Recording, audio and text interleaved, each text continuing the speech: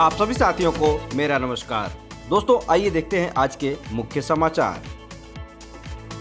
आइए दोस्तों लेते हैं पहले समाचार को। कार्यालय जिला बेसिक शिक्षा अधिकारी अयोध्या का ये आदेश है और ये आदेश 29/12/2021 यानी आज के डेट में ये आदेश दिया गया है। दोस्तों हम आपको बता दें कि जो 14 अगस्त 2020 का शासनादेश टाइम एंड मोशन स्टडी का है, उसी के संदर्भ में उसी शासनादेश का जिक्र किया गया है और ये निश्चित रूप से आपके शीतावकाश से ही जुड़ा हुआ है। तो हम कई बार आपको बता चुके हैं कि जो टाइम एंड मोशन स्टडी का शासनादेश है, उस शासनादेश के अकॉर्डिंग इस सत्र में आपका शीतावकाश होना सुनिश्चित है। लेकिन बहुत सारे साथी कंफ्यूज हैं और लगातार ये सवाल कर रहे हैं कि इस सत्र में शीतावकाश होगा या नहीं होगा। तो उसी संदर्भ में जिला बेसिक शिक्षा अधिकारी अयोध्या का ये आदेश है। आप देख सकते हैं शासनादेश संख्या दिनांक 14 अगस्त 2020 के निर्देशानुसार शैक्षिक सत्र 2021-22 में उत्तर प्रदेश बेसिक शिक्षा परिषद के नियंत्रणाधीन संचालित विद्यालयों, मान्यता प्राप्त बेसिक विद्यालयों में दिनांक 31/12/2021 से 14/1/2022 तक शीतावकाश रहेगा।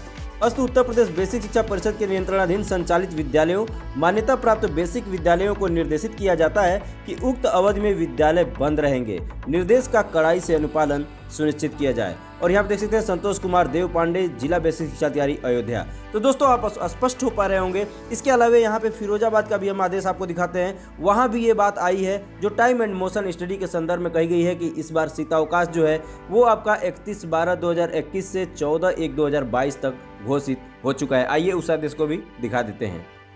दोस्तों यहाँ अपनी स्क्रीन पे आप देख सकते हैं फिरोजाबाद का ये आदेश है और ये आदेश जिला बेसिक शिक्षा अधिकारी नहीं बल्कि सीधे फिरोजाबाद के जिलाधिकारी महोदय ने ये आदेश दिया है। और ये आदेश में स्पष्ट तौर पर ये भी कहते हैं कि 14 अगस्त 2020 का जो शासनादेश है टाइम एंड मोशन स्टडी का, उसी के संदर्भ में 31 दिसंबर से 14 जनवरी तक निर्धारित किया गया है शीतावकाश। और उसी के अनुपालन की बात कही जा रही है कि जो कक्षा 1 से 8 तक के विद्यालय हैं वो सत्र 2021-22 में 31 दिसंबर 2021 से 14 जनवरी 2022 तक शीतावकाश के कारण बंद रहेंगे। यहाँ पे देख सकते हैं चंद्र विजय सिंह, जिलाधिकारी फिरोजाबाद। तो दोस्तों अब आप स्पष्ट हो पा रहे होंगे कि आपका 31 दिसंबर से शीतावकाश होना सुनिश्चित है। आइए दोस्तों देखते हैं अगले समाचार को।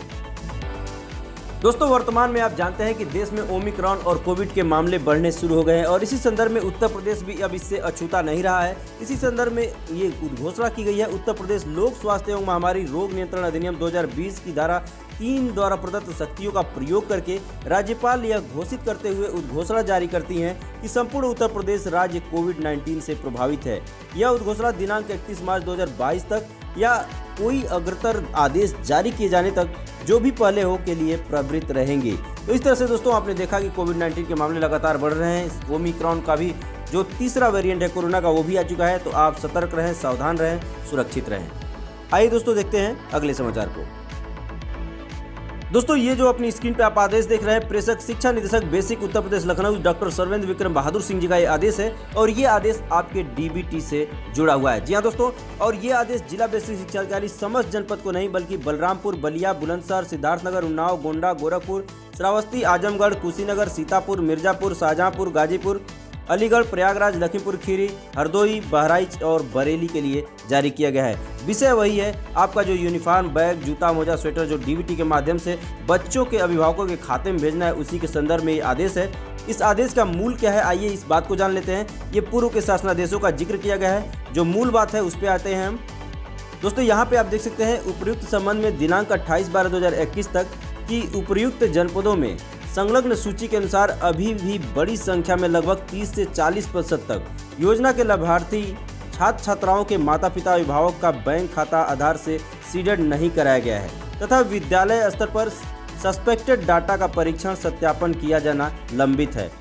आप द्वारा तथा आपके अधीनस्थ अधिकारियों, कर्मियों तथा उपर्युक्त योजना के क्रियान्वयन में पर्याप्त रुचि नहीं ली जा रही है, जिससे निर्धारित लक्ष्य की पूर्ति नहीं हो पा रही है। अतः उपर्युक्त के आलोक में आपसे अपेक्षा है कि आपकी उपर्युक्तवत शिथिल अनुत्तरदायित्वपूर्ण कार्यशैली के कारण योजना के पूर्ण क्रियान्वयन में हो रहे विलंब के संबंध में अपना स्पष्टीकरण 3 दिन के अंदर अध्यक्षताकर्ता कार्यालय को उपलब्ध कराएं। भवदीय डॉक्टर सर्वेंद्र विक्रम बहादुर सिंह जी, शिक्षा निदेशक बेसिक उत्तर प्रदेश।